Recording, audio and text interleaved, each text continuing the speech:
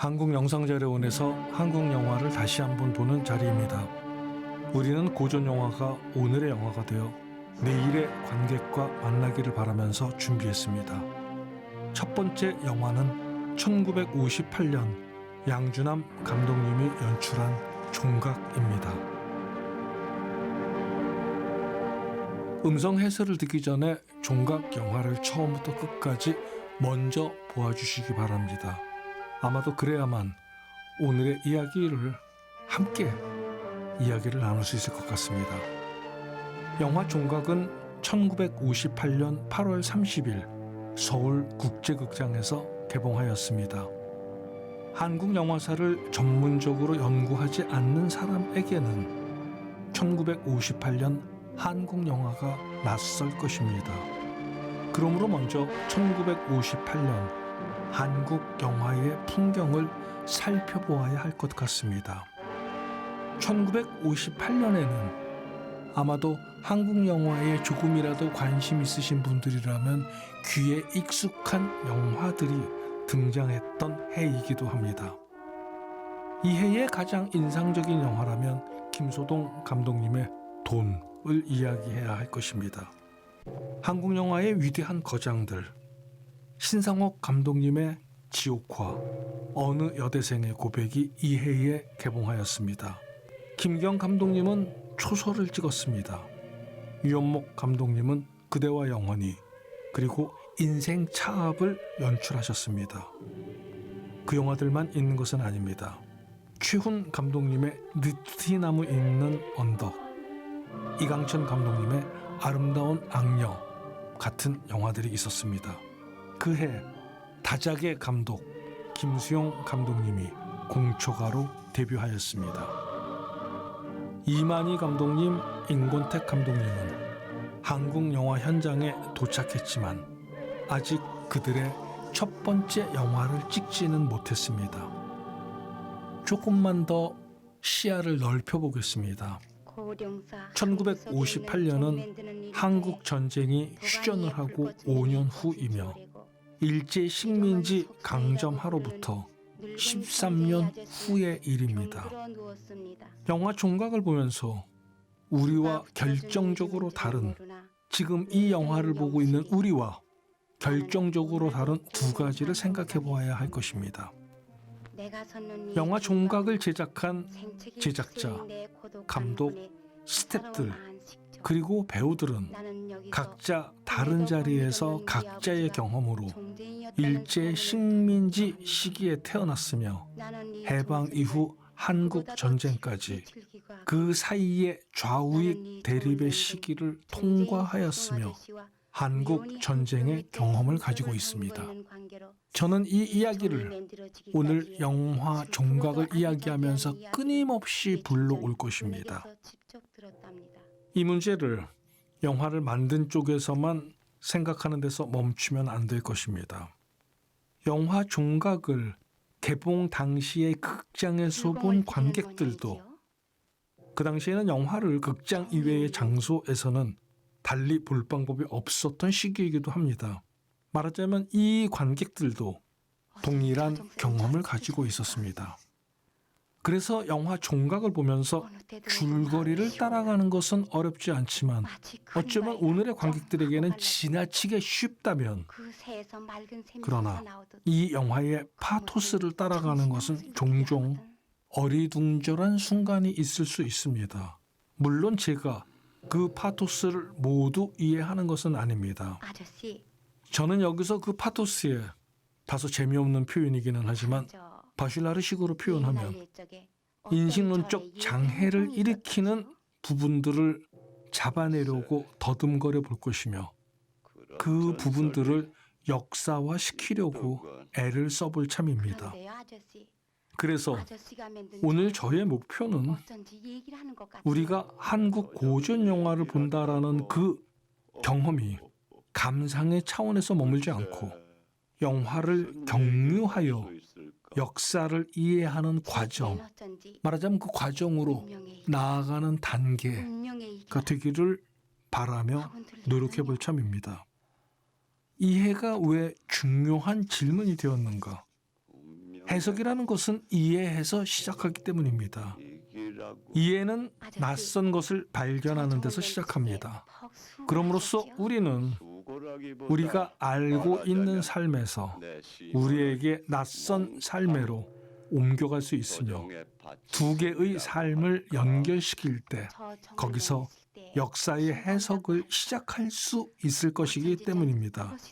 이것이 오늘 영화 종각을 이야기하는 저의 방법론이고 저는 이 방법을 경유하여 1958년 영화 양준남 감독님의 종각에 대해서 생각해 볼 것입니다. 이미 영화가 시작되었지만 할 수 없습니다. 오늘 이야기를 진행하기 위해서 전제가 필요하기 때문입니다. 종각에는 좀 더 까다로운 문제가 있습니다. 종각은 원작 소설이 있습니다. 강노양 작가의 원작 소설 종장, 해방 후에 발간된 문학 잡지 백민에 1948년 10월호에 게재되어 발표하였습니다.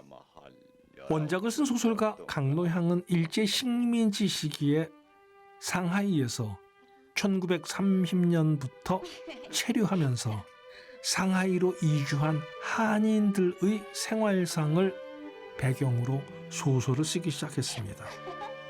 강노양 작가는 상하이에서 중국 근대문학의 위대한 소설가 루신을 만났으며 잡지 개벽의 상하이 특파원이기도 했습니다. 해방 이후 귀국하여 국내에서 활동하면서 지속적으로 작품을 발표하였습니다. 종장이 발표된 문학잡지 백미는 1945년 12월호로 창간하여 그러니까 해방 이후 4개월 뒤에 창간하였으며 1950년 6월에 폐간하였습니다. 잡지 백민이라는 이 제호는 백의 민족의 글자를 따서 만든 이름입니다. 이 설명을 길게 하는 이유가 있습니다. 1945년의 문학 잡지들은 단순하게 잡지가 아니라 문화예술 분야에서 해방 이후 좌우익 대립 관계 속에서 이념적으로 좌익 문학과 우익 문학, 사회주의와 민족주의, 리얼리즘과 순수 문학의 대결의 장소였습니다. 잡지 백민에는 소설가로는 김동인, 황순원, 이주영, 정비석, 김동리, 조지훈과 같은 작가들이 활동하였으며 시인으로는 서정주, 박두진, 박목월, 유치환, 구상이 참여하였습니다. 종각의 원작 종장이 해방 이후 1948년 10월호에 실려 있다는 것은 이 작품의 평가와 별개로 말하자면 이러한 맥락을 이해하면서 쫓아와야 할 것입니다. 이제 영화 종각에서 흐르는 목가적인 분위기, 지금 우리가 보는 이 장면을 전후로 한 석승의 플래시백 첫 번째 플래시백 전체를 감싸는 이 분위기, 이상할 정도로 이 영화에서 마지막 시퀀스를 제외하고는 대한제국 시절에서 시작해서 일제강점화의 시기애로 옮겨오는 이 이야기 안에 역사적 배경이 모두 지워져 있다는 것을 환기해 주십시오. 종쟁이 석승이 명종을 만드는 일에 전념하는 과정에서 깨달아가는 예술가로서의 각성, 그리고 맨 마지막 순간에 어떻게 라는 독창성의 문제와 만나는 것이 예술가의 성숙이라는 이 맥락, 이 영화의 서사의 맥락을 좀 더 이해할 수 있었을 것입니다. 종쟁이 석승은 장인이 아니라 예술가가 되기를 원합니다. 그러면서 한편으로는 석승이 매달리는 이 종이라는 예술작품이 이념 혹은 이데올로기가 개입할 여지가 없는 대상이라는 것을 다시 질문하게 만들 것입니다. 우리는 영화 종각에서 왜 종인가? 라는 질문을 역사화시켜 놓으면 이 영화의 서사에 대해서 어떤 봉쇄라는 것의 이면 안으로 들어설 수 있게 될 것입니다. 두 번째 논쟁과 연결되는 세 번째 질문이 남아 있습니다. 어쩌면 이 세 번째 질문은 정말 조심스럽게 제기해야 하겠지만 저는 영화 종각을 볼 때마다 이 질문을 멈출 수 없었습니다. 한국 영화사를 전문적으로 연구하는 영화학자들도 영화 종각을 연출한 양준남이라는 이름에 대해서 거의 언급하지 않고 있습니다. 양준남이라는 이름으로 영화 제작에 참여한 작품 편수는 91편에 이릅니다. 양준남이 연출한 영화라고 설명하지 않은 까닭은 그 중에서 편집 기사로 참여한 영화가 61편, 그리고 2편의 영화에서 촬영, 사운드 음향의 3편, 영화 현상의 2편, 그런 다음 1960년대에 6편의 영화를 제작하였습니다. 말하자면 한국 영화 현장에서 거의 전 분야에서 양준남 감독님은 활동한 셈입니다. 이런 경우 대부분은 제작이나 촬영, 편집에 관한 일을 하다가 감독으로 넘어옵니다. 그런데 양준남 감독님은 1932년에 영화에 대한 호기심으로 경성 촬영소에 입사한 이후 1936년 미몽으로 감독 데뷔작을 찍었습니다. 이 영화는 한국영상자료원에서 소장하고 있는 현존하는 가장 오래된 2번째 영화입니다. 잘 알고 계신 대로 가장 오래된 영화는 1934년 영화인 안종화 감독님의 청춘의 십자로입니다. 그런데 무슨 이유에서인지 영화 미몽 이후 양준남 감독님은 편집 기사로 자기의 위치를 옮겨갔습니다. 한국 영화 현장에서는 매우 드문 경우에 해당합니다. 하지만 일제강점하 경성영화 촬영소, 그런 다음 해방 이후 한국전쟁, 말하자면 이 격변의 한국 근대사를 떠올린다면 우리가 가늠할 수 없는 삶의 굴곡이 거기 있을 것입니다. 저는 이 과정에 관한 지나친 소설을 쓰고 싶진 않습니다. 이 시대를 통과한 한국 영화인들과 인터뷰하면서 제가 배운 것, 이를테면 유연목 감독님, 김경 감독님, 임권택 감독님, 김수현 감독님을 인터뷰하면서 그분들이 제게 공통으로 한 말이 있었습니다. 이건 먹고 사는 문제와도 연결된 거예요. 이 세대에게 영화는 취미가 아니었습니다. 역사의 풍경을 생각해 주시기 바랍니다. 이렇게 설명하기는 했지만 양준남 감독님이 연출을 완전히 포기한 것은 아닙니다. 영화 종각을 연출한 1958년 무렵, 정확하게는 그 전해 1957년에 배뱅이 굿으로 연출로 돌아왔고, 그런 다음 영화 종각을 연출했었던 1958년에는 다른 한편의 영화 모종, 1960년에 대지의 어머니, 1961년 밀양 아리랑을 연출하였습니다. 그런 다음 다시 편집 기사로 돌아갔습니다. 1968년 영화 연기가 아마도 양준남 감독님의 마지막 연출작이었던 것 같습니다. 이렇게 설명할 수밖에 없는 건 양준남 감독님의 필모그래피가 불완전하기 때문입니다. 1970년에 국방부의 의뢰로 단편에 가까운 5편의 국방부 영화, 우리 육군 연작, 그리고 국책 홍보 영화 콜레라로 연출해서 완전히 물러났습니다. 그리고 여기서 경력이 마무리 지어졌습니다. 여기까지 듣고 나면 당신께서 반문할지 모르겠습니다. 이게 왜 까다로운 이야기인가요? 이제 그 이야기를 할 차례입니다. 영화 종각은 8월 프로덕션에서 제작되었습니다. 강노양의 원작을 각색한 사람의 이름으로 청남이라는 이름이 떠오르고 제작자의 이름에 청남이라는 이름이 올라와 있습니다. 청남은 원작자 강노향의 다른 이름입니다. 여기서부터는 제 추론입니다. 강노향 작가는 자신의 소설 종장의 일부를 영화로 옮기고 싶어서 영화 제작사를 등록했고 자신이 직접 각색까지 했습니다.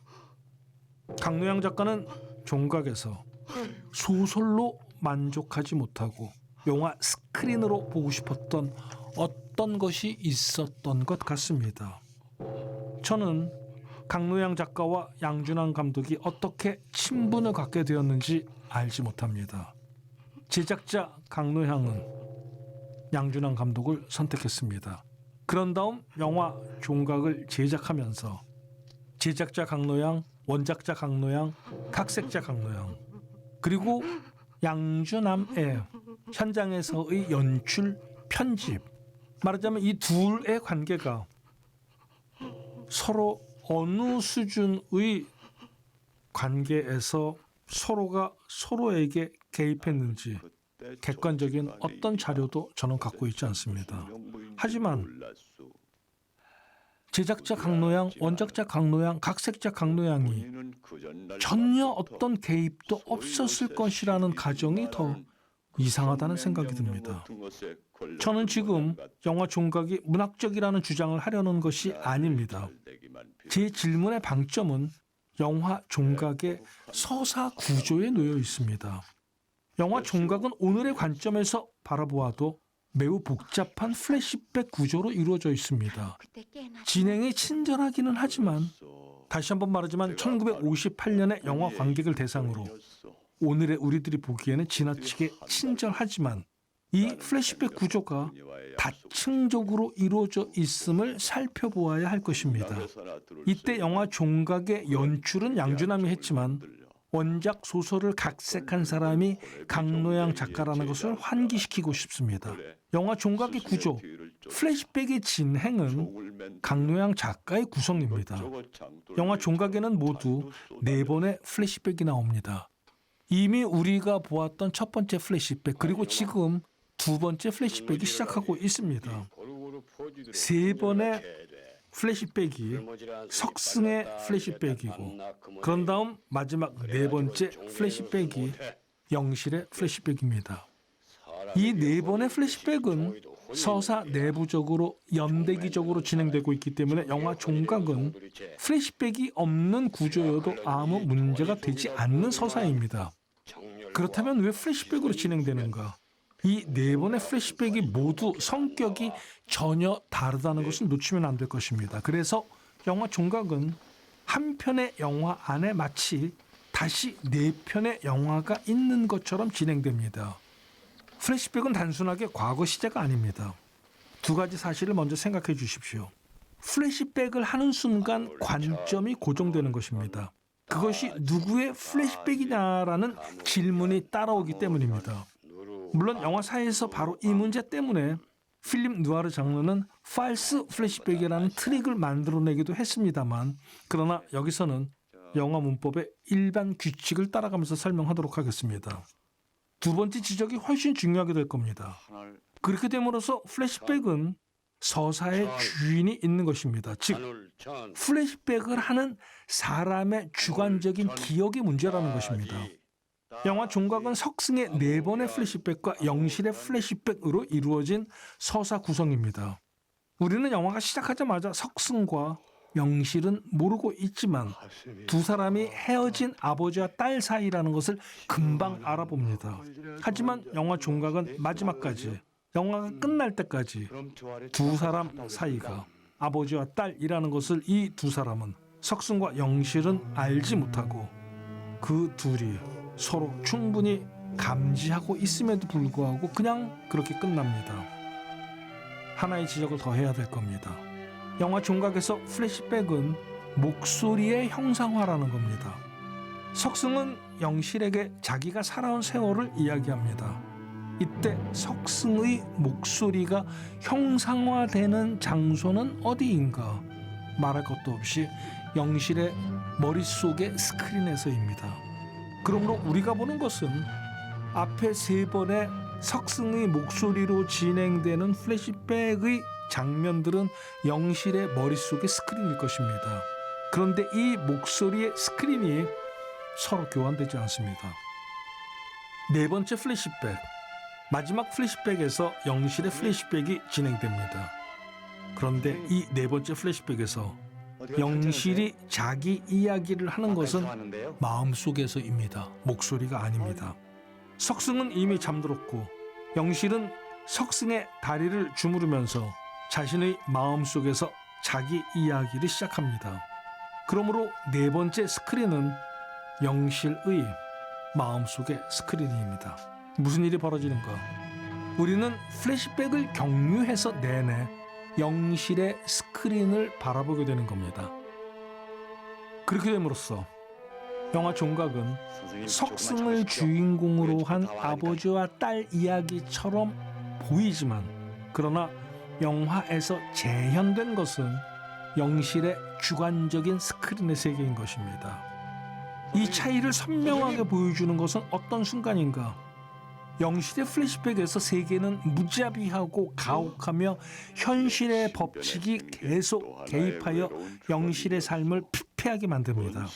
영실은 자신이 할 수 있는 모든 노력을 기울여보지만 그녀는 실패하고 산속의 고령사 절 뒤채까지 세상으로부터 밀려나옵니다.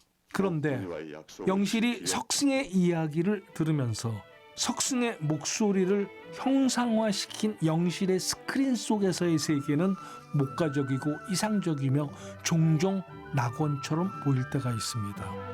석승이 살아간 시대, 조선시대 말기, 대한제국의 시작, 할아버지의 묘에 가본 적이 없는 남의 집 머슴살이의 삶이 고단하지 않았을 리가 없습니다.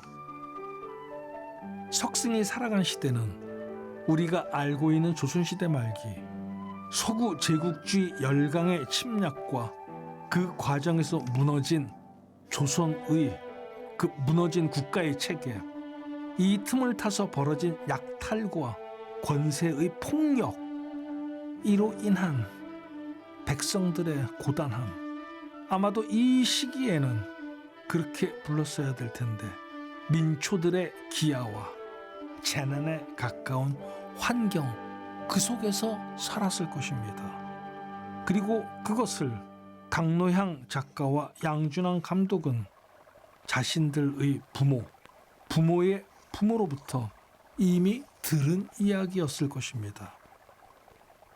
영화 종각을 석승과 영실의 플래시백 둘로 나눈다면, 그런데 이상하게도 석승의 플래시백은 기이할 정도로 탈역사화되어 있고, 반대로 영실의 플래시백은 사실주의라고까지는 말할 수 없겠지만 역사 안에 놓여있는 현실의 세계 안에 정박하면서 거기서 갑자기 불가능한 멜로드라마의 세계애로의 도약 같은 일은 벌어지지 않습니다. 아니, 차라리 도약으로부터 좌절합니다. 여기에 하나의 관점을 포함시켜야 할 것 같습니다. 영화 종각에는 운명론의 관점이 지배하고 있습니다. 그것을 어떻게 표현했는가? 석승이 만나는 세 여자, 옥분, 그리고 지금 만나는 두 번째 여자, 개울가의 과부. 그런 다음 영화가 시작할 때 우리가 만났던 고룡사 절 뒤채에서 우연히 알게 되는 영실. 이 세 사람을 단 한 명의 배우 문종숙이 연기합니다. 종쟁이 석승은 그의 인생 전체를 통해서 세 사람의 서로 다른 여자를 만나지만, 옥분, 개울가의 과부, 그리고 뒤채의 영실, 이 세 사람은 사실 한 사람 애로의 회귀입니다. 안쪽으로 도나. 연기를 하고 있는 배우의 문제로만 다가간다면 외양상으로 1인 3역. 그러나 저는 좀 더 이 문제를 영화적으로 설명해 보고 싶습니다. 서사적으로 반복하는 회귀, 되돌아오는 것만 같은 이 순환은 무엇을 설명하고 있는가? 그걸 설명하기 위해서, 아니 차라리 오늘 이 설명은, 그러니까 제가 영화 종각에 다가가는 저의 경로는 왜 세 여자, 옥분, 개울가의 과부, 영실을 한 명의 배우가 연기하지만 안 되었는가에 관한 설명을 통하여 영화 종각 안으로 들어가는 과정이 될 겁니다. 이미 지나쳐버렸지만 첫 번째 플래시백에 대해서 설명해야 할 것이 있습니다. 첫 번째 플래시백은 4개의 플래시백 중에서 가장 미니멀하게 진행되었습니다. 첫 번째 플래시백에는 등장인물이 단 2명, 석승과 옥분 두 사람이 전부입니다. 심지어 화면 저 멀리서 지나가는 사람조차 없습니다. 두 번째 지적. 첫 번째 플래시백은 단 사흘 동안의 이야기입니다. 이렇게까지 말해보고 싶어집니다. 이 첫 번째 플래시백은 이야기를 희박화시켜 놓았습니다. 이 첫 번째 플래시백의 요점에 대해서 플래시백의 입구에서 석승이 마치 소개하듯이 설명하는 대사가 있습니다. 영실이 석승에게 고령사의 종을 만든 이야기를 들려달라고 하자 석승은 자신이 왜 종쟁이가 되려고 했는지를 설명하는 것이 순서라고 질문을 수정합니다. 22살 나이에 석승, 머슴살이를 하고 있는 이 석승. 석승이 옥분과 사랑의 대화를 나눌 때 멀리서 들려오는 종소리에 귀를 기울이는 사람은 지금 고령사의 명종을 만든 석승이 아니라 옥분입니다. 이 장면에서 기이하게 느껴지는 것은 무엇인가? 종소리가 얼마나 아름답고 훌륭한지 석승은 알지 못합니다. 기다려주세요. 이 종소리가 정말 마음을 울릴 만큼 훌륭하다는 것을 들을 수 있는 사람은 옥분이입니다. 그렇다면 저는 좀 더 멀리 나아가 보고 싶습니다. 만일 석승에게 그가 만들고자 했던 것은 종 그 자체이고 종에서 나오는 소리를 정말 느껴보고 있었는가? 라고 반문해보고 싶어집니다. 물론 이 질문이 위험하다는 것을 알고 있습니다. 영화 종각은 종을 만든다는 문제와 종에서 울려나오는 소리를 감상한다라는 질문에 대해서 좀 더 엄격하게 설명해보고 싶습니다. 저 예술 작품과 진리 사건 사이에서 작품의 아직- 통일성과 예술미가 어떻게 투쟁하는가, 그 과정에서 어떻게 세계를 돌만한 세계화하는가 라는 질문에까지 밀고 나아가지는 않습니다. 의도적으로 강노향 작가는 석승이 예술가일 수는 있지만 지식인이라는 설정 자체를 배제하고 있기 때문입니다. 이 장면을 떠올려 주십시오. 이미 지나간 장면입니다만, 그래서 석승이 천자문조차 제대로 익히지 못한 채 명종을 만드는 일에 매달리는 예술가 혹은 장인의 자리에 멈추게 만듭니다. 저는 이 이야기를 영화 후반부에 다시 끌고 올 참입니다. 그러므로 이 지적을 놓치지 말아 주시기 바랍니다. 우리는 사실상 서사 진행에서 거의 아무 도움도 되지 않는, 그러니까 석승이 그의 종을 만드는 스승으로부터 천자문을 배우지만 그러나 실패하는 과정을 구태여 보여주는 장면이 왜 있었는가라고 반문해봐야 할 것입니다. 조금만 더 첫 번째 플래시백에 대해서 설명해 보고 싶습니다. 저는 영화 종각이 운명론적 관점의 영화라고 이미 설명했습니다. 강노향 작가는 이 집엔 사람이 대사에서 그걸 충분히 의식하고 있었던 것처럼 보입니다. 옥분은 석승에게 명종을 만들어 달라면서 부탁합니다. 극락 세계에서도 들을 수 있는 그런 종소리를 낼 수 있는 종을 만들어줘요. 19살의 옥분이. 옥분이는 마치 자신의 소망이 살아생전에 이루어질 수 없다는 사실을 이미 알고 있기라도 한 것처럼 극락 세계에서 들을 수 있게 그런 종소리를 낼 수 있는 종을 만들어 달라고 부탁합니다. 두 번째 플래시백은 첫 번째 플래시백에 비하여 훨씬 시간적으로 복잡하고 등장인물도 많습니다. 두 번째 플래시백은 시간적으로 둘로 나뉘어져 있습니다. 석승은 옥분의 부탁대로 종쟁이가 되기로 결심하고 호레비인 종쟁이 스승 밑에 들어가 10년을 배웠습니다. 하지만 스승은 자신들을 찾고 있는 곳을 찾던 중 길에서 객사합니다. 이 이야기는 두 번째 플래시백의 프롤로그처럼 짧지만, 그래서 시작하자마자 이미 지나가 버렸지만 10년이라는 시간을 압축했다는 생각을 해야 합니다. 그런 다음 두 번째 이야기가 시작합니다. 두 번째 플래시백 속에서의 두 번째 이야기. 개울가에서 과부를 만나고 함께 살면서 할아버지 경산이 다른 종쟁이 운보와 경쟁하다가 깨진 종이 나오자 자살해버린 홍련사에 가서 운보의 종을 훔칩니다. 두 번째 이야기는 잘게 쪼개어져 있습니다. 하지만 도둑질이 발각나서 붙잡힌 것을 아내 과부가 구해내서 함께 도망칩니다.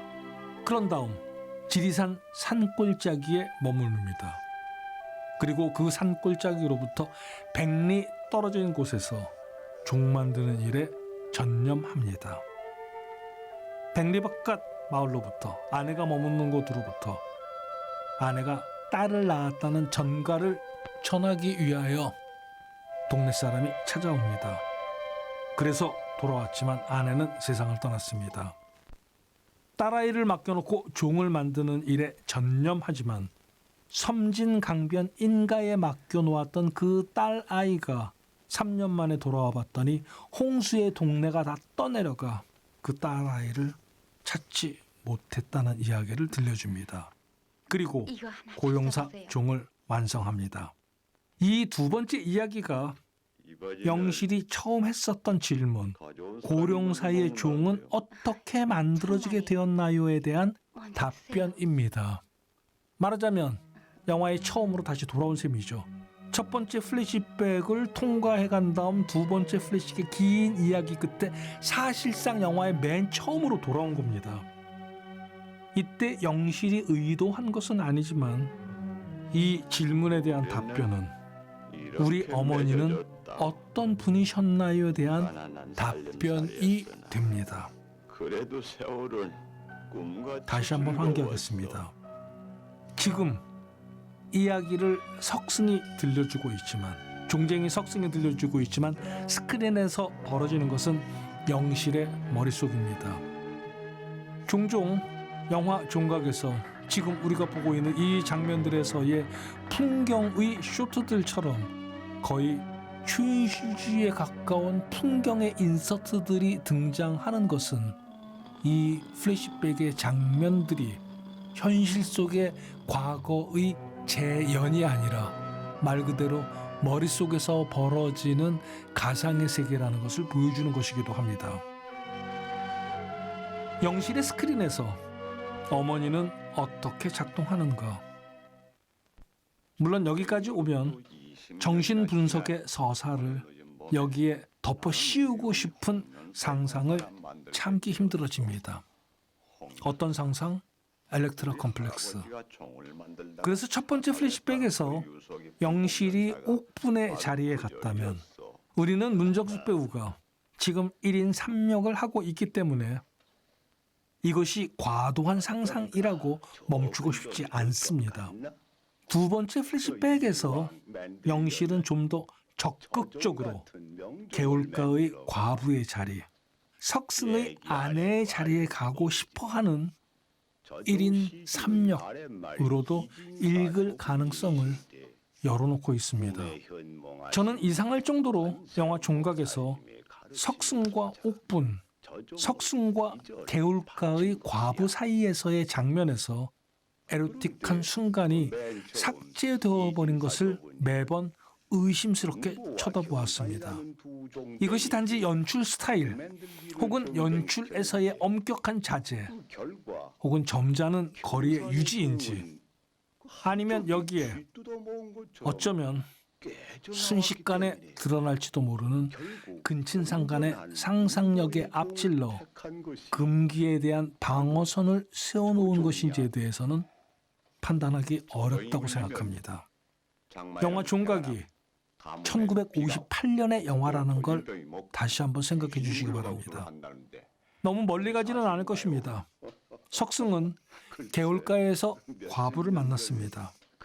첫 번째 플래시백에서 옥분이 종소리가 극락세계까지 들리는 종을 만들어달라고 부탁했었을 때에 자신의 운명을 예고했던 것처럼 개울가에서 만나는 이 장면은 석승과 개울가의 과부 이 두 사람 그들 자신은 모르지만 석승과 과부의 인연이 일시작이라는 걸 일깨웁니다.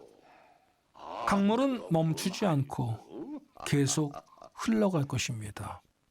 석승과 개울가의 과부의 인연은 어떻게 시작하는가?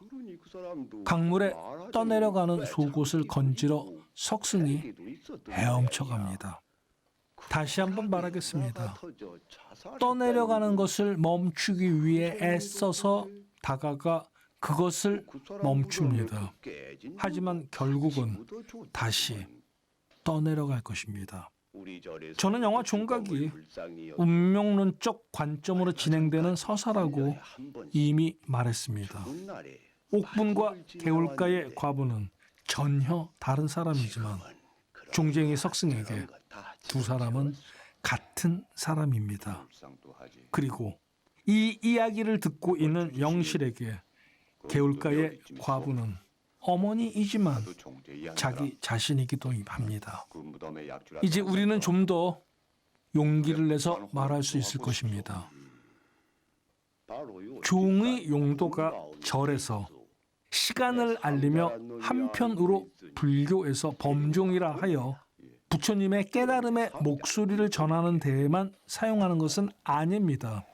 종은 일상생활에서도 사용되었습니다. 그런데 종쟁이 석승은 오직 범종만을 만들고 있습니다. 그는 일거리를 찾아 전국을 떠돌아다니는 대신 절에만 찾아다니면서 종을 만들고 있습니다. 영화 종각에서 석승이 불교 신자라는 어떤 근거도 없습니다. 이때 석승 앞에 나타나는 세 여자, 옥분, 개울가의 과부, 영실, 1인 3역의 여자. 이것이 석승 앞에 나타나는 윤회가 아니라면 달리 무엇이란 말인가라고 반문하고 싶어집니다. 그러므로 여기서 운명과 윤회 사이의 자리 바꿈에 대해서 생각해 볼 필요가 있을 것입니다. 강노양 작가는 긴 세월 조국을 등지고 중국 상하이 임시정부에서 조국을 바라보면서 긴 세월을 보냈습니다. 1945년 8월 15일이 되어서야 해방이 되었고 조국에 돌아왔습니다. 강노영 작가는 상하이에 여행을 다녀온 게 아닙니다. 강노양 작가의 상하이 생활은 그의 의지가 아니었습니다. 말하자면 운명. 개인의 운명, 조국의 운명, 개인의 운명, 민족의 운명. 해방을 맞이하는 문헌들을 읽어보면 여기에 한 가지 중요한 논점이 있습니다. 해방이 되어서 너무나 기쁘다. 그런데 이게 어떻게 이렇게 된 것이지? 라는 그 당혹스러움. 이 반응은 친일부역 문학에서도 완전히 반대의 자리에서 동일한 대답이 기다리고 있었습니다. 이렇게 갑자기 해방이 될 것이라고 미처 생각하지 못했다. 일제강점하에 놓여진 것은 운명이었지만 그러나 해방도 자신의 의지와 아무 상관없이 세계사의 맥락에서 운명으로 맞이할 수밖에 없었던 세대. 어느 날 갑자기 다가온 1945년 8월 15일. 강노양 작가의 소설 종장은 역사를 소재로 삼은 것은 아니지만 이 경험의 바탕 위에서 쓰여진 소설입니다. 한 가지 더 계산에 포함시켜야 될 사건이 있습니다. 한반도의 사건. 소설 종장과 영화 종각 사이에는 다시 한국 전쟁이라는 경험의 개입이 있습니다. 여기서 이 경험들은 누구나 겪었지만 말하자면 운이 좋았다면 누구는 피할 수 있었고 운이 나쁜 사람은 이것을 겪었어야 됐었어라는 그런 종류의 사건이 아니라 한반도에 머물고 있었다면 이 시간을 누구나 고스란히 통과할 수밖에 없었던 경험이었습니다. 이때 이 경험이, 이 사건이 자신의 의지와 아무 상관없이 진행되었고 그리고 어떤 예상도 할 수 없는 상태에서 중단되었습니다. 이것을 운명이라는 말 이외의 다른 어떤 표현으로 대신할 수 있겠습니까? 이때 운명의 자리에 윤회를 가져다 놓고 역사를 종교적 구제, 불교적 구제의 자리에 지금 가져다 놓으려고 하고 있습니다. 세 여자, 옥분, 개울가의 과부, 영실은 절에 매달려 있는 범종의 소리에 매혹되었고 그리고 위로받습니다. 세 여자는 1인 3역으로 문정숙이 연기하는 것, 말하자면 거기에서 그걸 발견하는 데서 멈추지 말고 그 배우에서 운명을 역사에 맞서는 불교적 재해석의 과정, 말하자면 이 과정의 물화라는 것을 생각해야 할 것입니다. 어쩌면 우리들은 이 전치의 과정에 대해서 도피적이거나 현실에 대한 외면 혹은 소박한 천진난만한 나약한 관념론이라고 말하고 싶어질지 모릅니다. 하지만 그 현실이 일제강점하에서 시작하여 해방 전후의 좌우대립, 한국전쟁이라면 그리고 그 속에서 살아남아야 한다면 이 종교적 방어에 대해서 우리는 충분히 양보할 수 있을 것입니다. 게다가 종각은 불교의 신앙을 영화를 보는 우리에게 요구하지 않습니다.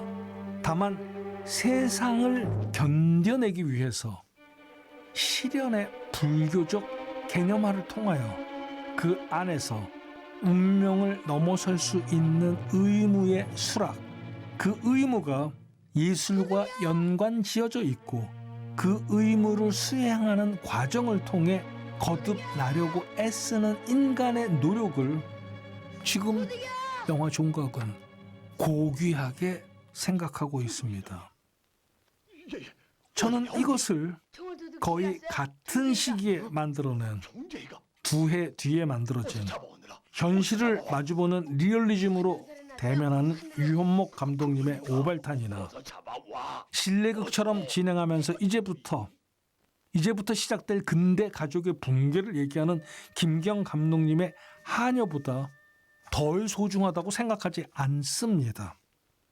영화 종각은 분명히 전후 한국 영화에서 말하자면 자신이 던져줬던 상황, 피할 수 없는 경험, 한 치 앞을 내다볼 수 없는 미래 앞에서 1958년에 바라보는 미래, 무슨 사건이든지 벌어질 수 있는 바로 그 시간, 우리는 1958년 이후 4.19 그리고 5.16, 1960년대가 이어지고 있다는 것을 역사의 사료를 통해서 잘 알고 있습니다.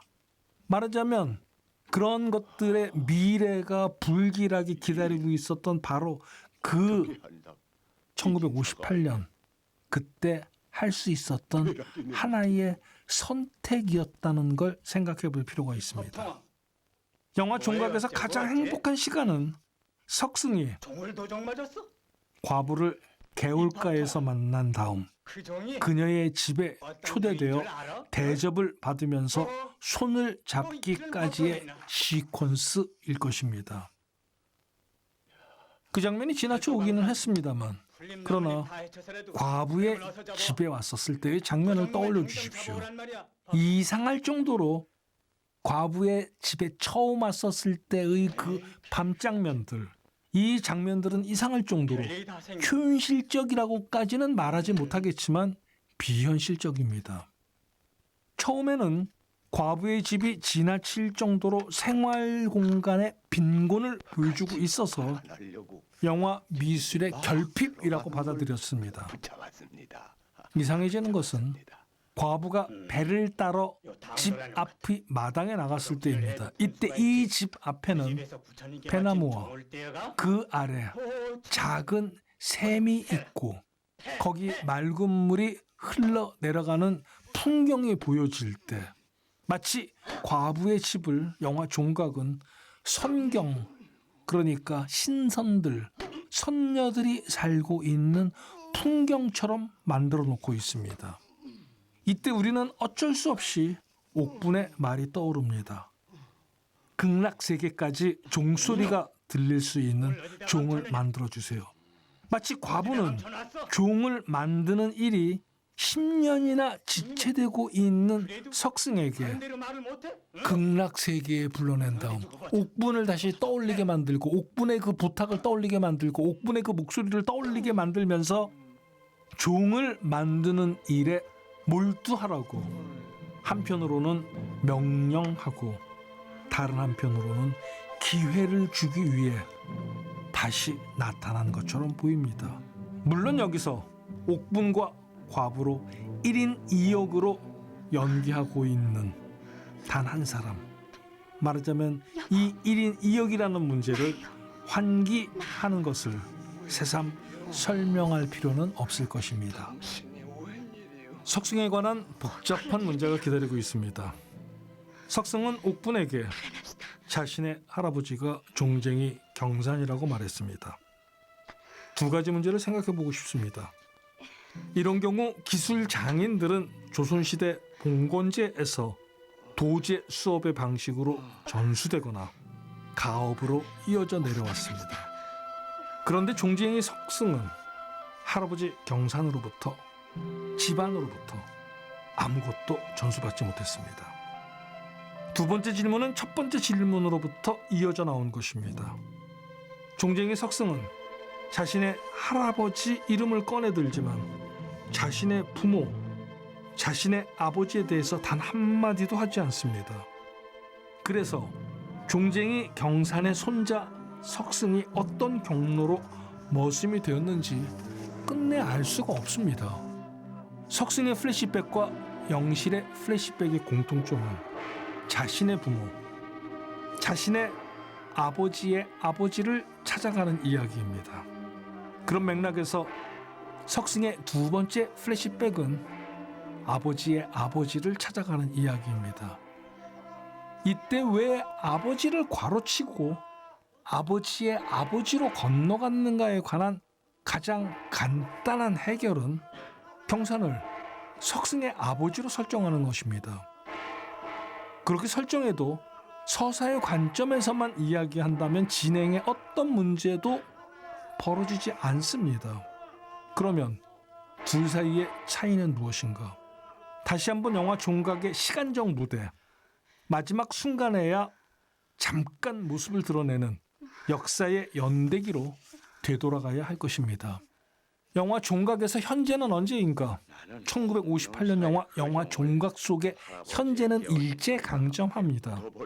좀 더 정확하게 영화의 마지막 시퀀스에서 보여주는 것처럼 일본이 태평양 전쟁을 시작하면서 식민지 한반도에 금속 회수령을 내렸던 바로 그 1942년 9월 8일 직후의 이야기입니다. 이 영화는 구체적인 연도가 있습니다. 영화 종각에서 석승의 나이는 정확하게 나오지 않지만 추론할 수 있습니다. 영실의 나이가 22살입니다. 영실을 낳았을 때 석승은 어느 절에서 종을 만들고 있었습니다. 그렇다면 그 종을 만들었었던 그 시기는 1920년의 일입니다.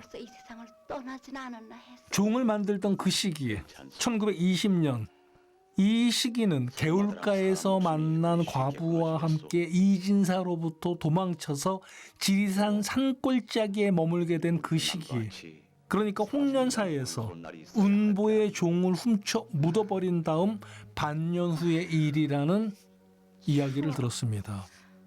개울가에서 과부를 만나 함께 살게 된 일, 그리고 홍련사에서 종을 만들게 된 일은 1919년의 일입니다. 좀 더 거슬러 올라가 보겠습니다.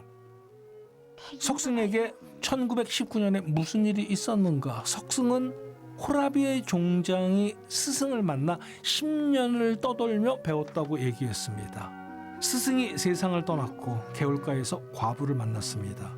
10년 전에 옥분이 세상을 떠났습니다. 그래서 종을 배우기 위해 길을 떠났습니다. 그러면 1909년 옥분을 처음 만났을 때 석승은 자신이 22살이라고 말했습니다. 당연히 약간의 오차가 있겠지만 그렇다면 석승은 1887년생입니다.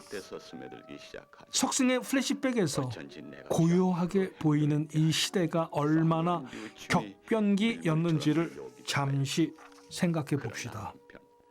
1884년에 김옥균을 중심으로 한 개혁파들의 3.1천하였던 갑신정변이 벌어졌습니다. 1894년 동학 농민운동이 있었습니다. 1895년 명성황후 시해 사건인 을미사변이 있었습니다. 1897년 고종이 러시아 공관으로 도망쳤다 돌아온 아관 파천, 그리고 10월 12일 고종이 경운궁으로 환궁하고 난 다음 조선시대를 끝내고 대한제국을 선포하는 바로 그 해 1905년 치욕적인 을사조약이 만들어집니다. 물론 여기서 요점은 석승이 왜 역사로부터 소외되었느냐가 아닙니다. 석승은 1887년, 그러니까 고종이 대한제국을 선포하기 10년 전에 태어나기는 했지만 근대화의 역사가 막 한반도에 도래한 그 시기, 그러니까 석승은 조선 말에 태어나 대한제국을 경험한 다음 일제강점하로 통과해 들어가는 그 시기를 산 사람입니다. 영화 속의 연표. 저는 여기서 다소 공격적으로 밀고 들어가 보고 싶어집니다. 1887년 혹은 그 주변에서 태어난 석승의 부모는 영화 종각에서 전혀 언급되고 있지 않은 이 부모는 조선시대와 대한제국을 연결하고 있습니다. 조선시대와 대한제국을 접합하고 있습니다. 조선시대로부터 대한제국으로 이행했었던 시기에 살아갔습니다. 영화 종각이 이 문제를 분명히 건드리고 있으면서도 스스로 봉쇄하고 있기 때문에 저는 이 중에서 어떤 표현을 써야 될지 망설일 수밖에 없습니다. 시나리오를 각색한 강노향 작가는 이 문제를 구조적으로 정확하게 의식하고 있다는 생각을 영화를 보는 내내 할 수밖에 없었습니다. 무슨 뜻인가? 그렇기 때문에 석승의 부모를 괄호치고 있다는 것입니다. 그렇게 함으로써 서사적으로는 석승과 할아버지 경산을 연결시키면서 표현이 다소 부담스럽기는 하지만 역사 안에서 이 시기 이행 국면을 분리시키는 효과를 만들어내고 있다는 것입니다. 무슨 뜻인가? 아버지를 괄호치고 할아버지 경산과 석승의 관계를 연결시켜 놓음으로써 완전하게 그 둘의 관계를 조선시대와 대한제국의 시대, 봉건적인 시대와 근대의 시대로 나눠놓고 있는 것입니다. 그렇게 하면서 영화 종각은 무엇을 이야기하는가? 석승은 할아버지 경산으로부터 직업 이외에 아무것도 물려받은 것이 없습니다. 말 그대로 여기에는 이 이행의 국면에서 조선시대로부터 대한제국 이후에로, 봉건으로부터 근대에로의 과정에서 완전한 단절만이 놓여 있습니다. 석승은 완전히 처음부터 다시 시작했습니다. 석승은 자신의 할아버지, 자신의 가족, 자신의 가업으로부터 아무것도 배우지 못했습니다. 심지어 석승은 할아버지 경산이 실패한 깨진 종을 무덤에서 파헤쳐서 비로소 처음 보게 됩니다. 여기까지 받아들일 수 있다면 우리는 영화 종각에서 급진적인 두 개의 질문을 끌어낼 수 있습니다. 근대가 봉건이라는 무덤에서 대한제국 이후가 조선이라는 무덤으로부터 그 무덤을 파헤치는 행위, 매장을 훼손하거나 반대로 애도를 하기 위해서 이 무덤을 파헤치는 행위가 아니라 거기에 무언가 물려받을 만한 것이 있다고 생각하기 때문에 그걸 파헤치고 있습니다. 두 번째 질문. 그런데 그 종은 쥐가 파먹은 듯이 실패한 종입니다. 이 실패는 무엇의 메시지인가?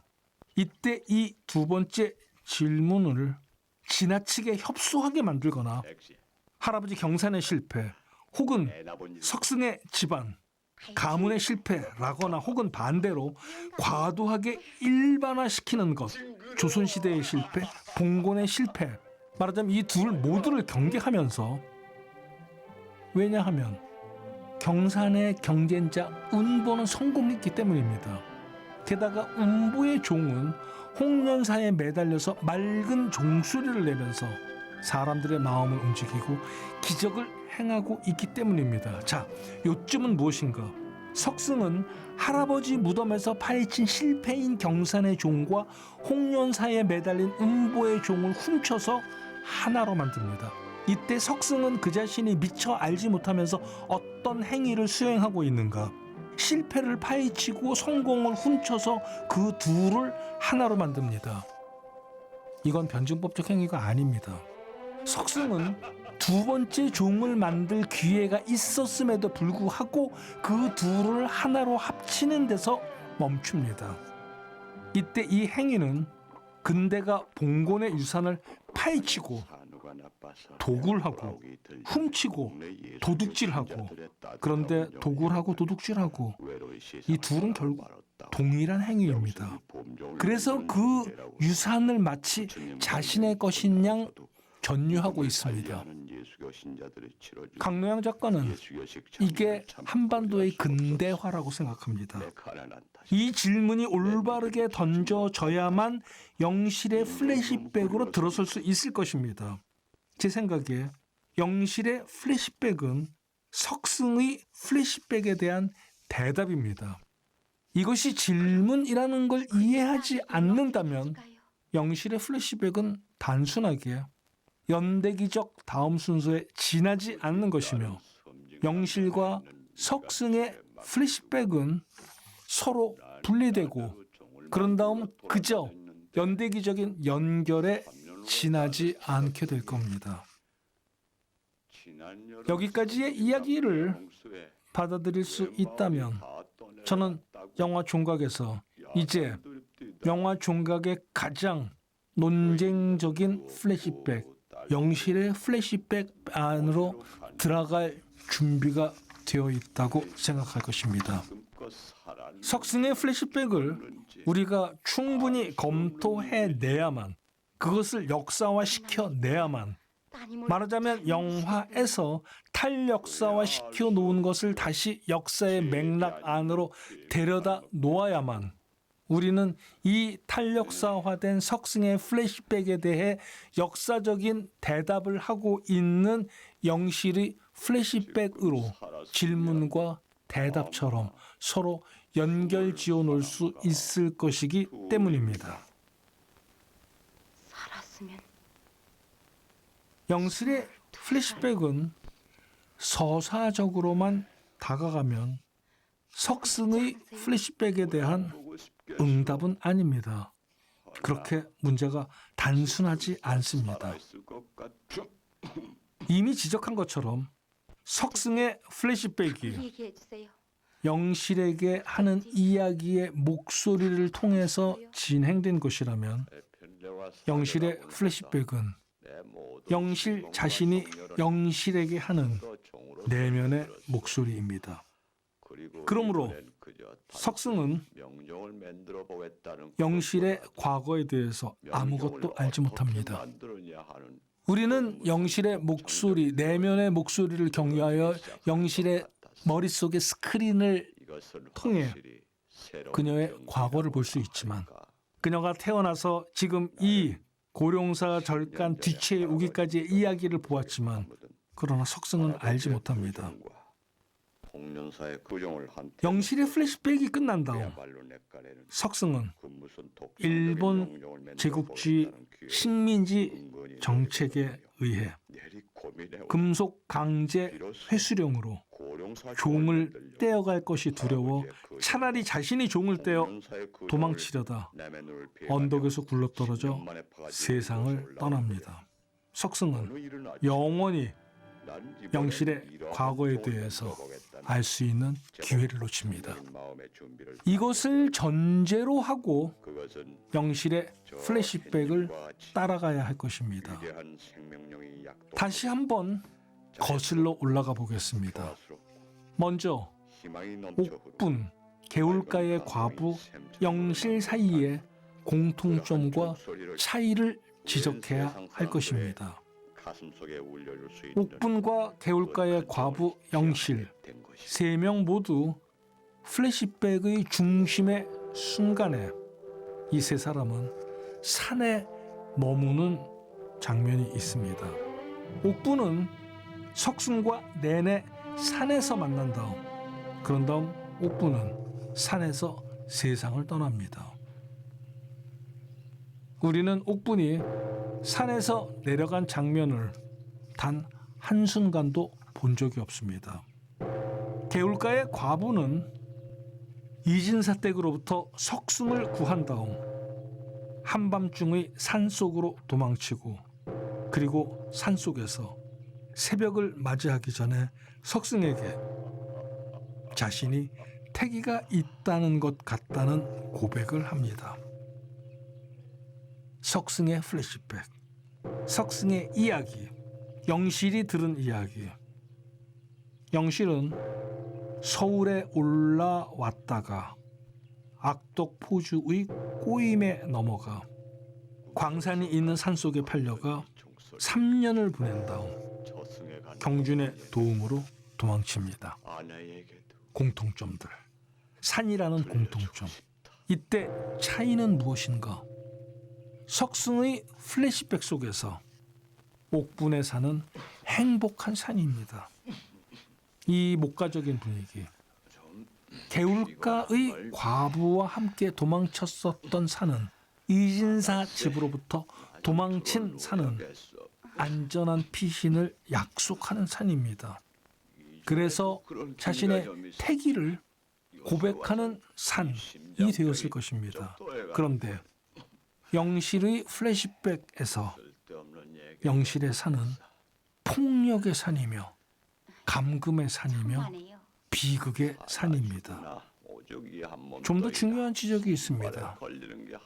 석승의 플래시백 속에서 옥분과 개울가의 과부는 석승과 함께 그 산 속에 있지만 산 안에 있지만 영실의 플래시백 속에서 영실에게 산은 저 멀리 있습니다.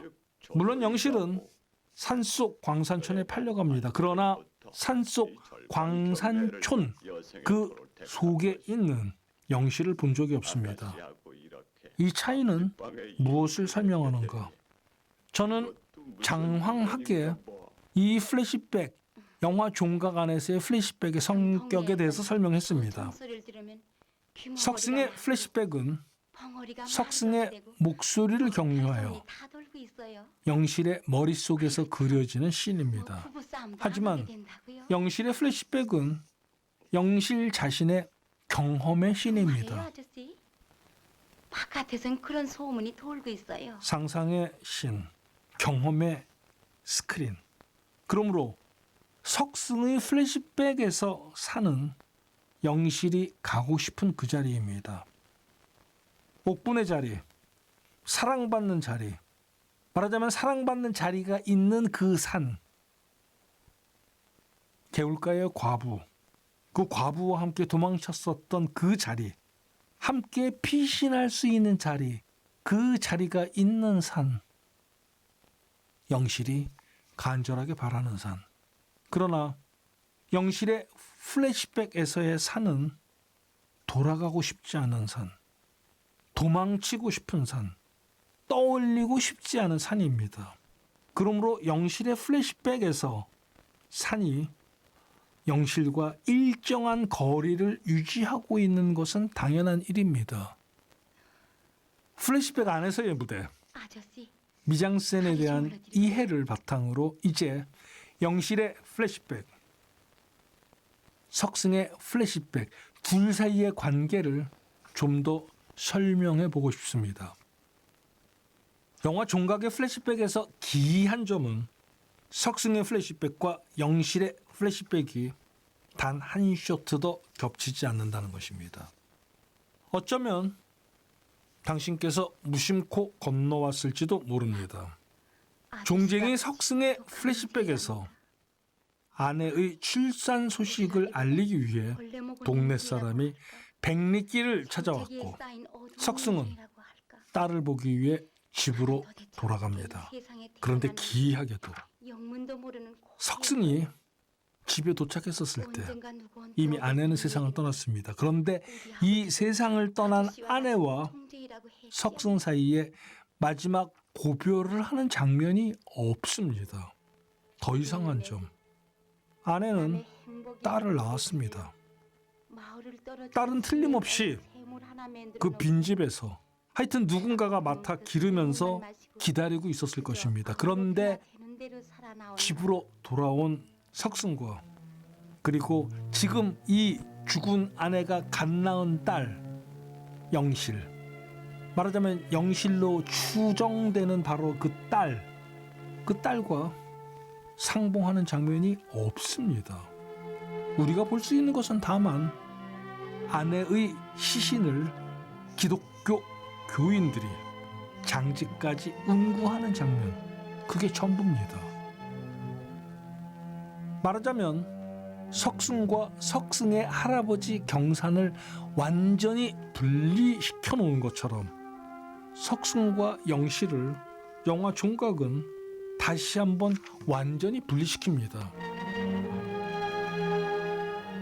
영화 종각에서 이 분리가 양쪽에서 다 이루어지고 있는 이 통일성에 대해서, 이 반복성에 대해서, 말하자면 이 완강한 분리에 대해서 설명해 볼 필요가 있습니다. 우리는 영실의 출생 연도를 이미 계산하였습니다. 1920년생. 3.1 운동이 있었던 1919년 3월 1일이 있었던 그 이듬해, 석승과 달리, 우리가 추론할 수밖에 없었던 석승과 달리 영실의 출생 연도는 영화 종각 안에서 정확한 해를 지시하는, 말하자면 고정된 정보입니다. 영실의 플래시백에서 명백한 실수가 있습니다. 이 실수의 장면을 보십시오.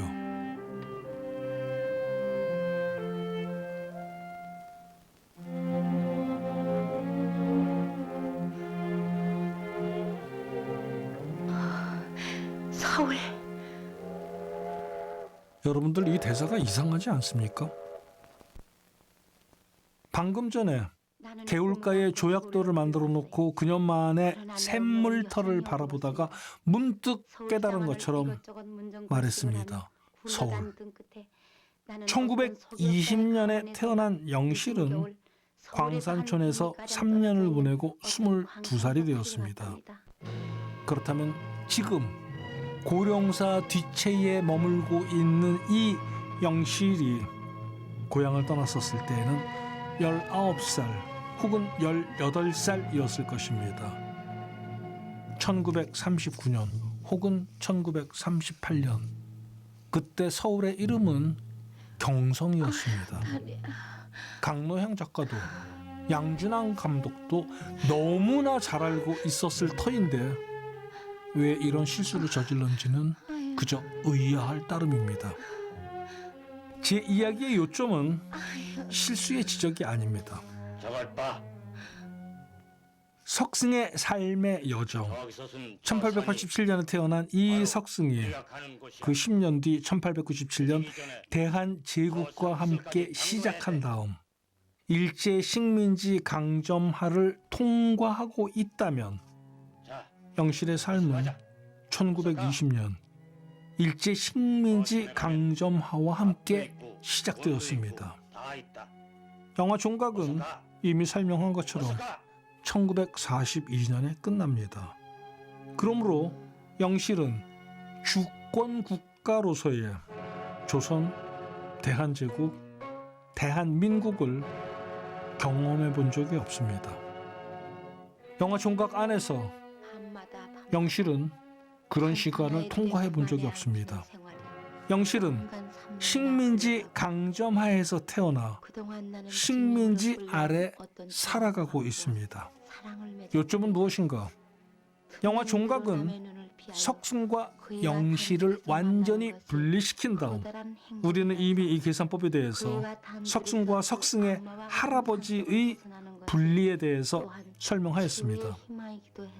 영실의 플래시백을 식민지 강점하의 경험으로만 구성되었다는 것이 무슨 의미인지를 다시 읽어낼 필요가 있다는 겁니다. 이때 이 차이의 결정적인 지점은 무엇인가? 영실의 시간, 영실의 플래시백. 영실의 플래시백을 통하여 보여진 일제 식민지 강점하의 현실, 완전히 탈역사화되어 있는 석승과 달리 영실의 플래시백은 말 그대로 현실을 지옥처럼 통과해 갑니다. 이때 이 지옥처럼 통과해가는 일제 식민지 강점하의 역사 경험, 영화 종각은 일제 식민지 강점하의 역사 경험을 여성화시키고 있습니다. 예술가 석승, 아버지 석승, 남자 석승과 달리 말하자면 이 예술가 석승, 아버지 석승, 남자 석승은 자기의 역사로부터 자유롭게 자기의 작품, 범종을 만드는 일에 매진하지만 현실적으로 그랬을 리가 없습니다. 조선시대에 태어나서 대한제국을 통과한 다음 일제강점하를 살아가면서 이 석승이 자유롭게 예술가로서 범종을 만드는 일에만 매진했을 리가 없는데도 불구하고 우리가 영화 속에서 본 것은 내내 예술가의 길을 걸어가고 있는 석승입니다. 그러나 마치 다른 나라에 살고 있기라도 한 것처럼, 다른 환경에 놓여져 있는 것처럼, 다른 시대에 놓여져 있는 것처럼, 그러나 여기에는 겹쳐진 시간이 있습니다. 딸 영실, 여자 영실은 자기의 역사 속에서 팔려가고 착취당하고 삶의 어떤 목표도 갖고 있지 않으며 더 불행한 것은 자신이 무엇을 해야 할지도 모르는 상태에서 오로지 부모님을 그리워하면서 살아가고 있습니다. 영실에게 다시 한번 시작할 수 있는 기회가 단 한 번 주어지는데 바로 지금 광산촌에서 만난 이 경준이라는 청년을 통해서 징용으로 광산촌에 온 이 경준과 함께 광산촌에서 도망쳐서 다시 한번 시작하는 것, 이것이 아마도 우리가 영화 종각에서 볼 수 있는 영실의 유일한 기회였었을 것입니다. 죽는 한이 있더라도 달아나 봅시다. 그러나 두 번째 플래시백과 비교해 봅시다. 남의 눈에 띄지 않게. 석승과 개울가의 과부는 이진사 집으로부터 성공적으로 도망쳐서 두 번째 삶을 다시 한번 시작했습니다. 석승에게는 다시 한 번의 기회가 계속 주어집니다. 옥분을 만나서 머슴으로 살아왔던 석승이 종쟁이가 되기로 결심한 다시 한 번, 개울가의 과부를 만나서 시작하는 다시 한 번, 그런 다음 홍련사의 종을 훔쳐내고 이진사 집에 붙잡혀 갔었지만 그러나 개울가의 과부의 도움을 통하여 다시 한 번, 말하자면 끊임없는 다시 한 번. 그러나 영실에게는 다시 한 번의 그 기회가 없습니다. 영실은 그 기회를 갖지 못합니다. 영실과 경준 앞에 바로 지금 이렇게 저 언덕을 넘어서 악독 포주가 고개를 곧바로 나타납니다. 신문으로 서울 가는 신장로에 나갈 수 있으니까 거기서 지나가는 가까스로 버스를 타도록 해요. 영실만이 도망쳐서 다음 날 밤 9시에 그럼 탑골 공원에서 만나자고 약속한 바로 거기서 기다리지만 경주는 하고도 끝내 나타나지 않습니다. 우리는 영화 안에서 경준이 악독 포주에게 살해당한 것인지, 그래서 경준을 죽이고 살인범이 된 악독 포주가 도망쳐서 자취를 감춘 것인지, 아니면 악독 포주를 살해하고 경준이 체포가 두려워 혼자서 멀리 떠난 것인지, 아마도 그 시절이라면 한반도를 떠난 것인지, 아니면 두 사람이 다투다 둘 다 죽은 것인지에 대해서는 영화는 알려주지 않습니다. 아마도 추론컨대 경준이 죽은 것 같습니다.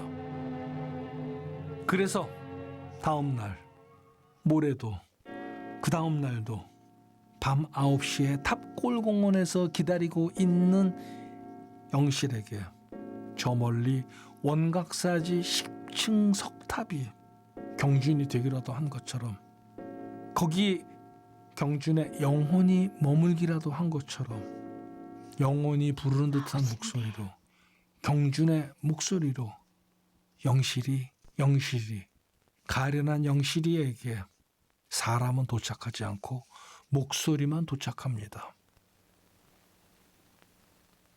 영실. 영화 종각은 그저 목소리만 그렇게 도착합니다. 어쩌면 석승이 영실 앞에 석승이라는 아버지라는 실체가 도착하는 대신 석승은 도착했지만 아버지라는 그 모습이 끝내 도착하지 않는 것처럼 경준 씨, 이 영화는 목소리가 층층이 쌓여가고 있습니다. 이때 영실과 경준이 만나기로 약속한 장소가 탑골 공원이라는 것은 얼마나 의미심장한가. 잘 알려진 대로 서울 종로구 종로 2가에 자리 잡은 탑골 공원은 한국 최초의 근대식 공원이었습니다. 말하자면 탑골 공원은 한국 근대의 아니, 표상 중에 며칠을 하나입니다. 지나는 그 탑 밑에 서보아 그리고 여기서 경준 씨는 영실이 그곳에 태어나기 혼자 한 해 전 1919년 3월 1일 몇 며칠 전에도 만세 한번 운동 가보고 참가자들이 모여 그동안 사람을 일제 향해 식민지에 국민의 저항하는 강산에 기미 소망을 독립 들어봤더니 선언서를 경준 씨는 민족 그날부터 대표 강산에서 33인이 없어졌다는 둥 팔각정에서 경찰에 붙잡혀 가다가 낭독하였습니다. 지금껏 소식을 할 길이 없어요. 독립운동은 그리고 그 포주 3.1 운동은 영영산에 나타나지 만방의 않았잖아요. 그 뜻을 알렸으나 어떻게 된 영웅인지 실패하였습니다. 누구도 알 수 없는 일. 산만하게 설명하였습니다. 그 이유가 이 이야기들을 갈라진 지도 벌써 여섯 한 자리에 달. 모아보겠습니다. 나는 3년 동안 영실의 내신 생활을 플래시백에서 가장 지금 이 핵심적인 절반의 장면은 소리를 하고 제 있다는 생각에 탑골 공원에서의 재회의 실패라고 생각합니다. 어떻게 다시 읽어야 하는가? 고아처럼 시작한 영실은 팔려가고 착취당하고 도망치지만 그 모든 시련에도 불구하고 두 번째 삶을 다시 시작하는데 실패합니다. 이것을 어떻게 다시 쓸 수 있는가? 아버지의 말소리지만 고아처럼 시작한 한반도의 근대는 참 일본 제국주의 식민지 아래 팔려가고 착취당하고 도망쳐보려 애썼지만, 그러나 일제 식민지 아래 두 번째 시작을 하지 못했습니다. 심지어 21세기조차, 지금조차 한국 구구파 중에는 이들을 우파라고 불러야지조차 저는 의심스러운데, 한반도의 근대는 일제 식민지 강점화의 정책에서 시작되었다는 주장을 하는 사람들도 있습니다. 영화 종각은 1958년에 그걸 분명하게 거절합니다. 그건 근대가 아니라 팔려가고 착취하는 자본주의의 과정이었으며, 제국주의 한 단계 아래 식민지의 예속 관계 속에서 이루어진 무자비한 지배 관계였다라고 분명하게 지금 설명하고 있습니다. 분명하게 지금 영화에서 보여주고 있습니다. 영화 종각은 그걸 우리한테 보여주는 영화입니다.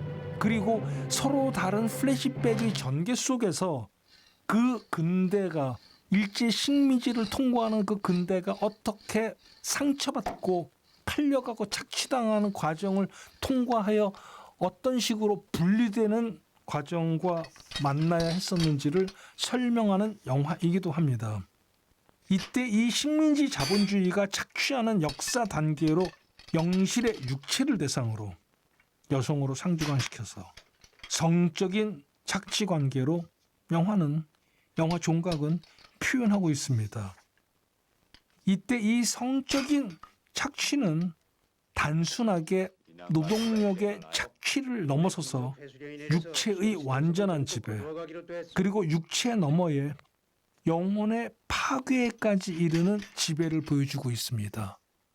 영실은 자신의 영혼을 지키기 위하여 필사적입니다. 영실은 육체의 파괴 과정 속에서도 영혼을 유지하면서 할 수 있는 최선 도피를 꿈꿉니다. 물론 페미니즘 비평은 영화 종각에서 보여주는 육체와 영혼의 이분법에 반감을 가질 수 있습니다. 저는 이 반론에 충분히 동참할 수 있습니다. 하지만 1942년 일제 식민지 강점 하에서 영실이 할 수 있는 최선이 무엇이었는지를 역사화하는 것이 먼저일 것입니다. 웬일이세요, 아저씨? 두 번째, 1958년에 제작된 영화 종각은 대중관객들에게 공감대를 형성할 수 있는 강력한 유교 이데올로기가 작동하는 시대에 만들어진 영화입니다. 어쩌면 누군가는 지금도 그렇잖아요 라고 말할 것입니다. 네, 그래요. 그리고 이 역사의 여성화 과정을 경유한 호소가 그러나 이와이면 서사의 가장 효과적인 수단이었다는 것을, 전달 수단이었다는 것을 계산에 포함시켜야 할 것입니다. 영실은 두 번째 삶을 실패하고 고령사 뒷채로 후퇴합니다. 내 힘껏 한번 해볼 테니까. 석순과 영실의 플래시백이 모두 끝났습니다. 이제 두 개의 서로 다른 육체를 경유한 시간의 서사, 종쟁이 석순과 영실, 두 사람의 육체를 경유한 시간의 서사가 현재에 이르렀습니다. 여기까지 쫓아온 관객들이 기대하는 것은 멜로드라마의 하위 장르인 홈드라마로서 아버지와 딸이 서로를 확인한 다음 이제 비로소 긴 세월을 경유하여 가족으로 완성되는 것일 겁니다. 영화 종각은 그러나 그런 홈드라마의 서사로 수렴되지 않습니다. 두 개의 플래시백이 끝나자 구체적인 역사가 비로소 개입합니다. 1942년 9월 8일 금속 회수령 이후 우리는 방금 전에 절에 와서 쇠붙이들을 떼어가는 이들을 보았습니다. 이때 금속 회수령은 종쟁이 석승에게 자신의 심혼을 바쳤다고 자부하는 고령사의 범종과 아저씨, 직접 관련이 있는 것입니다. 여기서 다시 한번 복잡한 셈이 우리를 기다리고 있습니다. 일제의 금속 회수령이 시작되었는데 석승에게 예기치 않게 새로운 종을 만들어 달라는 주문 제작 의뢰가 옵니다. 그러자 영실은 석승에게 부탁합니다. 이번에도 좋은 종을 만들어 주세요. 저는 이번 이 종에다 제 운명을 점쳐보겠어요. 종이 좋으면 행복이고 나쁘면 불행이고. 그때 갑자기 구름이 몰려왔습니다. 영실의 부탁은 내용은 다르지만 형식으로 정확하게 옥분의 부탁의 반복입니다. 그분이 우리 아버지라면 그러나 다시 한번 생각해 주십시오. 영실의 어머니는 옥분이 아니라 개울가의 과부입니다. 이 대사는 두 가지 대답을 들려줍니다. 종쟁이 석승과 옥분과 영실은 가족이 아닙니다. 그러므로 이 가족은 이루어지지 않을 것입니다. 영실의 이 부탁은 영실이 전혀 의도한 것은 아니지만 종쟁이 석승의 운명을 예언하는 것입니다. 이정이 두 번째, 영화 종각은 1958년의 영화입니다. 그리고 영화 속의 현재는 1942년입니다. 영화가 끝난 다음 영실은 해방을 맞이할 것이고 그리고 한국 전쟁을 통과해 갈 것입니다. 물론 강노양 작가도 양준남 감독도 같은 역사의 궤적을 따라가게 될 것입니다. 한반도에서 이들은 모두 역사 안에서 운명 공동체입니다. 이 이야기를 쓴, 이 시나리오를 쓴 강노양 작가는 해방이 되어서 물론 기쁘지만 이미 설명한 것처럼 강노양 작가는 한반도가 일제 식민지 강점하에 놓였었을 때 중국 상하이에 머물고 있었습니다. 그러나 돌아온 고향에서 한국 전쟁을 통과한 다음 1958년 남한에서 불행하다고 불쌍한 아저씨. 느낀 것 같습니다. 이 대사는 1958년에 현재로부터 과거를 회상하면서 1942년의 영화 속의 무대, 미래를 바라보는 예언의 대사입니다. 불행이라는 교집합. 이제 석승을, 종쟁이 석승을 바라볼 차례입니다. 종쟁이 석승은 객관적인 맥락에서 자기가 놓여있는 현실을 끝까지 역사의 관점에서 대면하지 않습니다. 혹은 못합니다. 석승은 일제 강점 하에서 금속 회수령에 내려졌을 때 자신이 심혼을 기울인 종을 떼어 함께 멀리 훨훨 달아나고 싶다는 결심을 합니다. 물론 그런 생각을 할 수 있습니다. 그러나 석승은 생각에서 멈추지 않고 그걸 실행에 옮기려고 합니다. 하지만 반문하고 싶어집니다. 어디로? 한반도 어디로 도망치건 일제 식민지 강점하에입니다. 마치 소설처럼 상상해 봅시다. 그 종을 떼어내서 한반도 바깥으로 아저씨, 도망쳐 나간다고 너무 해봅시다. 조심하세요. 그러나 한반도 바깥으로 나가려 애써도 지금 전쟁이 진행 중입니다. 현실적으로 이야기한다면 1942년 지금 세상에서 한 발자국 물러난 바로 여기 산속 고령사가 가장 평화로운 세상입니다.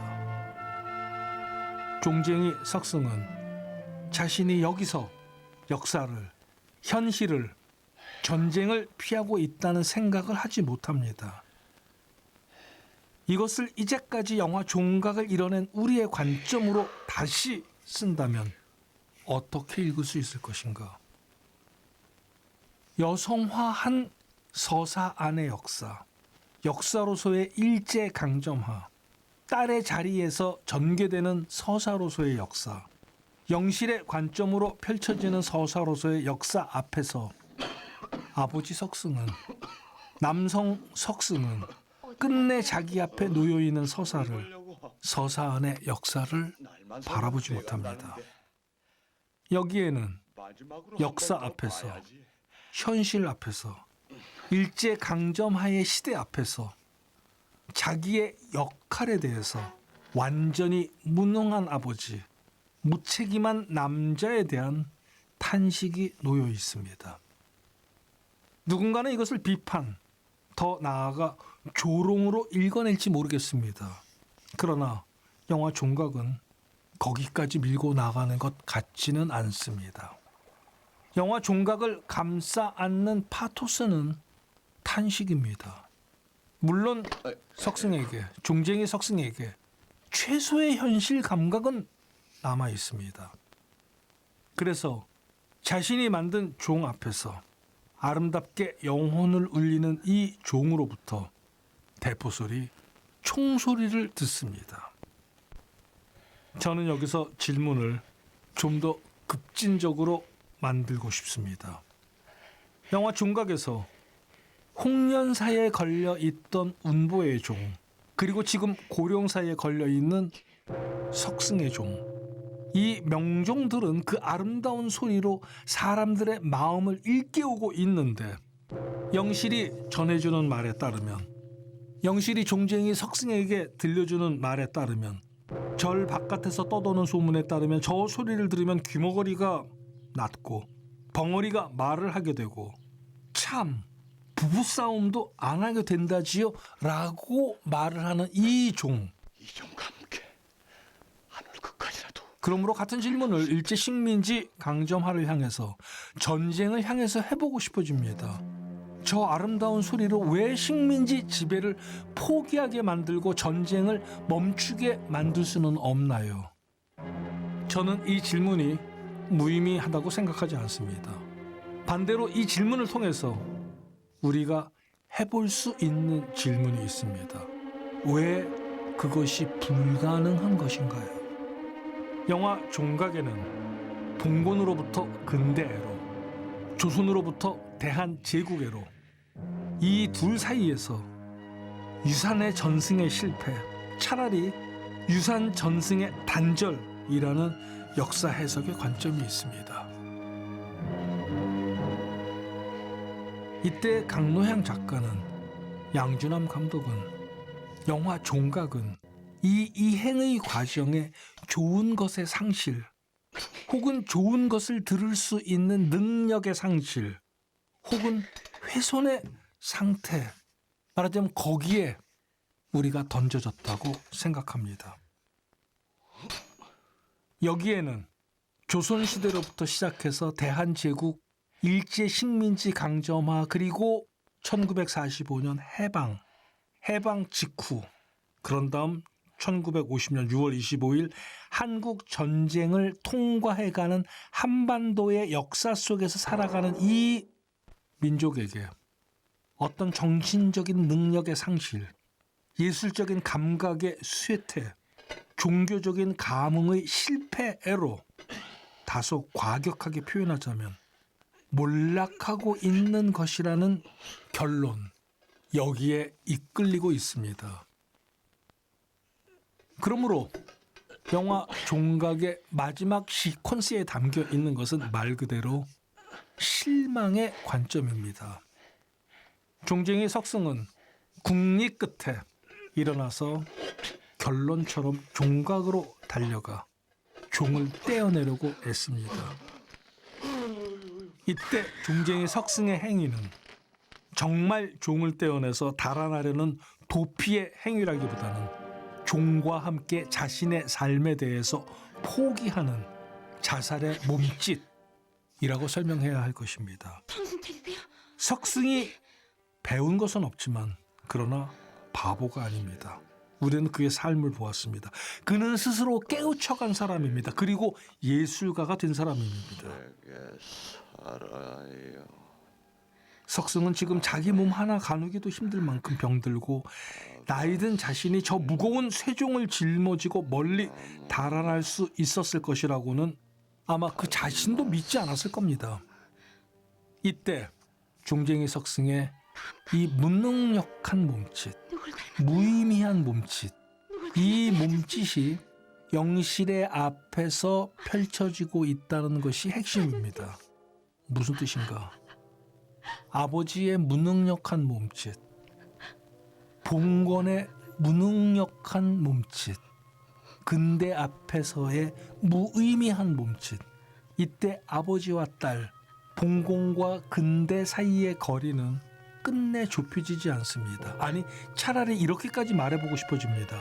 한반도의 역사에서 근대는 봉건의 자살적 몸짓을 수수방관하며 지켜볼 수밖에 없는 과정을 통과하였습니다. 일제식민지 강점이라는 한반도의 역사. 오늘도 종각에 섰습니다. 이제 종각에는 종이 없습니다. 그리고 종각에는 종 대신 영실이 서 있습니다. 이 이미지는 우리에게 질문합니다. 영실은 종의 자리를 대신할 수 있을까? 같은 질문을 이렇게 해볼 수 있을 것입니다. 신라 같은 희망은 무엇인가 말할 것도 없이 영화 종각에서 1인 3역의 배치입니다.